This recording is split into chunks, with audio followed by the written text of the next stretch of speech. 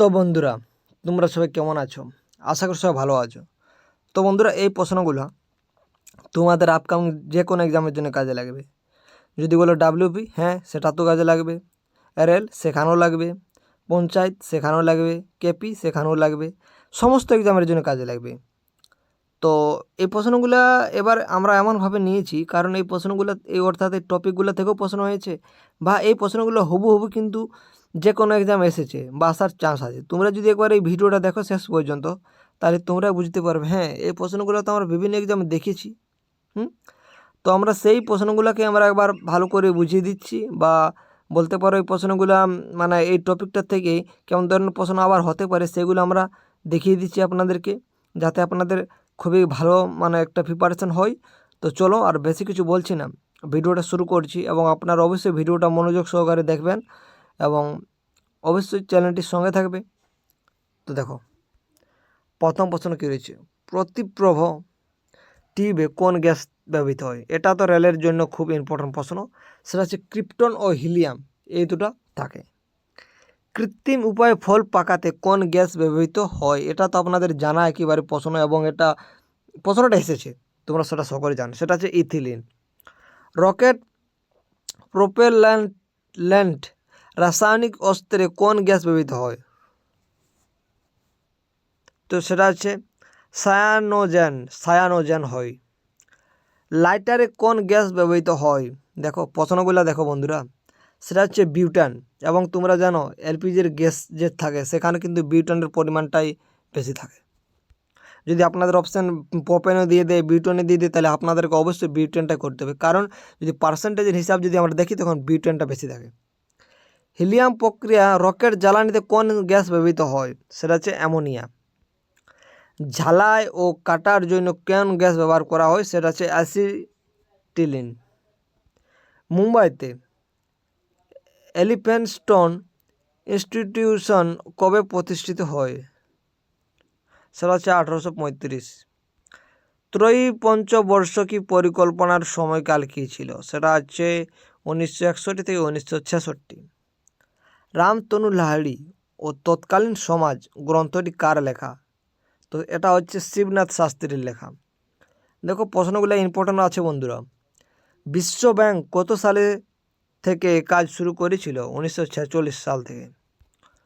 1949 সালে প্রণীত bank company আইন বর্তমানে কী নামে পরিচিত? সেটা হচ্ছে ব্যাংকিং রেগুলেটিং অ্যাক্ট। রিজার্ভ ব্যাংকের জাতীয়করণ করা হয় কবে? সেটা হচ্ছে 1949 সালে। ঈশ্বরচন্দ্র বিদ্যাসাগরের আত্মজীবনীর নাম কি? সেটা হচ্ছে প্রভাবতী সম্ভাষণ। ইন্ডিয়া ডিভাইডেড গ্রন্থটি কার লেখা? তো এটা হচ্ছে ডক্টর রাজেন্দ্র প্রসাদের লেখা। কলকাতায় বসু বিজ্ঞান মন্দির সেটা কবে প্রতিষ্ঠিত হয়েছিল? তো সেটা হচ্ছে 1917 সালে। তারপরের প্রশ্ন, এবং খুবই ইম্পর্ট্যান্ট প্রশ্ন, সেটা হচ্ছে পরমাণু কেন্দ্রের ব্যাস মাপার জন্য কোন একক ব্যবহার করা হয়? সেটা হচ্ছে ফার্মি একক ব্যবহার করা হয়। যেমন আমরা কিছু ওজন করি কিলোগ্রামে বা গ্রামে ওজন করি, সেরকম যখন আমরা এবার যদি বলি কোনো উচ্চতা যখন আমরা মাপি, আমাদের কত উচ্চতাটা রয়েছে, ফুট বলি আমরা, সেন্টিমিটার বলি আমরা, তো সেই রকম যখন পরমাণুর কেন্দ্রের ব্যাসার্ধ আমরা মাপবো তখন আমরা যে এককটা ব্যবহার করব সেটা হচ্ছে ফার্মি। ঘুমের দরজা ঢেলে গ্রন্থটি কার লেখা? সেটা হচ্ছে চিন্ময় ঘোরের লেখা। শ্রীকৃষ্ণের শেষ কটা দিন গ্রন্থটি কার লেখা? সেটা হচ্ছে সঞ্জীব চট্টোপাধ্যায়ের লেখা। সে নিখোঁজ মানুষটা গ্রন্থটি কার লেখা? সেটা হচ্ছে আফসার আহমদের লেখা। মহাভারতের অষ্টাদশী গ্রন্থটি কার লেখা? সেটা হচ্ছে নৃসিংহ প্রসাদ ভাদুড়ির লেখা। শোনো জবা ফুল গ্রন্থটি কার লেখা? সেটা হচ্ছে অলোক সরকারের লেখা। প্রিয়া মন ভাবে গ্রন্থটি কার লেখা? সেটা হচ্ছে উৎপল কুমার বসুর লেখা। দৈপায়ন হ্রদের ধারে গ্রন্থটি কার লেখা? সেটা হচ্ছে সুবোধ সরকার। বিরাসন গ্রন্থটি কার লেখা? সেটা হচ্ছে সুব্রত মুখোপাধ্যায়ের লেখা। ক্ষণ মিহিরের টিপি গ্রন্থটি কার লেখা? সেটা হচ্ছে বাণী বসুর লেখা। বাঙালি জীবনের রবীন্দ্রনাথ গ্রন্থটি কার লেখা? সৌরিন ভট্টাচার্যের লেখা। নিউক্লিয় বলয়ের পাল্লা কত? সেটা হচ্ছে 1.5 ফার্মি। প্রোটন ও নিউট্রনের মধ্যে যে কণার আদান প্রদানের ফলে নিউক্লিয় বলয় উৎপন্ন হয় তাকে বলা হয় মেসন। খুব ইম্পর্ট্যান্ট প্রশ্ন, এবং এই প্রশ্নটা তোমাদের রেলের এক্সামের জন্যে মানে বলতে পারো একেবারে ইম্পর্ট্যান্ট। কী বলা হচ্ছে এখানে, যে প্রোটন ও নিউট্রনের মধ্যে যে কণার আদান প্রদানের ফলে নিউক্লিয় বলয় উৎপন্ন হয় তা হচ্ছে মেসন। অর্থাৎ এই প্রোটন এবং নিউট্রনের মধ্যে মেসন কণার আদান প্রদানের ফলে কিন্তু কী হয়ে থাকে, নিউক্লিয় বলয়টা উৎপন্ন হয়। তো আজকে আমরা এখানে শেষ করে দিচ্ছি। কেমন? ভিডিওটা ছোট হয়েছে, তো যাই হোক, ভিডিওটা ছোট হোক সেটা কোনো কথা নয়, আমাদের হচ্ছে কন্টেন্ট। তো অবশ্যই তোমাদের ভিডিওটা কেমন লাগলো অবশ্যই কমেন্ট করে জানাতে পারো।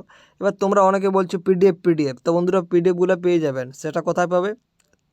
দেখো ভিডিওটার ডেসক্রিপশানে লিঙ্ক দেওয়া আছে টেলিগ্রামের, সেখানে ক্লিক করো, টেলিগ্রামে যুক্ত হয়ে যাও, সেখানে তোমরা সমস্ত কিছু পিডিএফ ফ্রি অফ কস্ট পেয়ে যাবেন। এইটুকু যদি করতে না পারছো তাহলে আর কি বলবো বলো। লিঙ্ক দেওয়া আছে, লিঙ্কে ক্লিক করো, টেলিগ্রামে যুক্ত করো, পিডিএফগুলো ডাউনলোড করো, সমস্ত কিছু ফ্রিতে পেয়ে যাবে।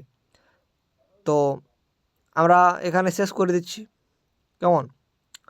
তো পরবর্তী যে ভিডিওগুলো পরবর্তী সময় আমরা আলোচনা করে দেব।